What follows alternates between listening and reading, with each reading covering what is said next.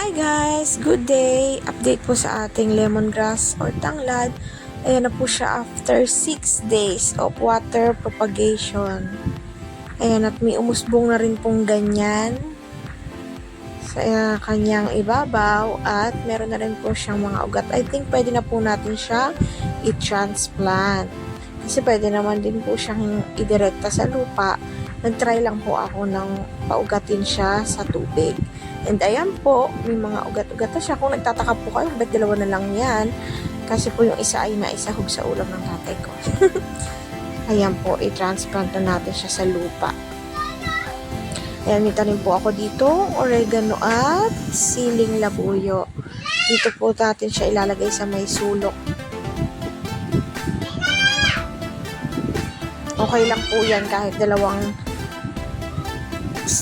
stalks lang yung itatanim natin kasi lumalago naman po yan. Yan, naghukay lang po ako dyan mga about 1 inch na lalim.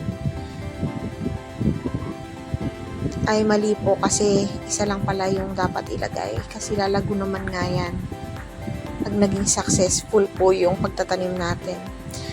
Yan, itutuso ko lang po siya dyan sa hinukay ko mga 1 inch. Huwag po masyadong malalim.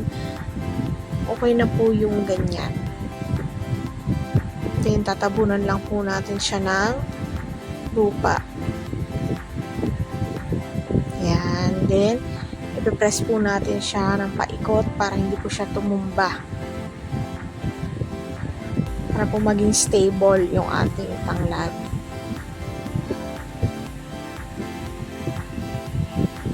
Ito namang isa ay dito ko po ilalagay sa kabilang banda.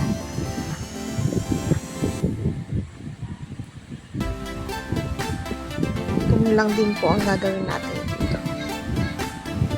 Okay, marami po kayong pwedeng paggamitan ng tanglad. Lagi sa mga ulam.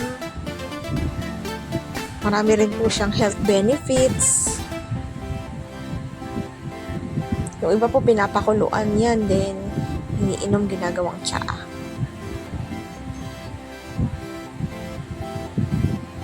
Yan. Then, dinilig ko po sa kanya yung pinagbabaran din niyang tubig.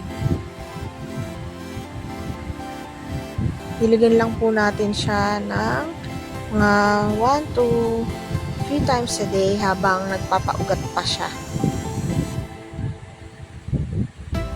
Ayan, thank you for watching!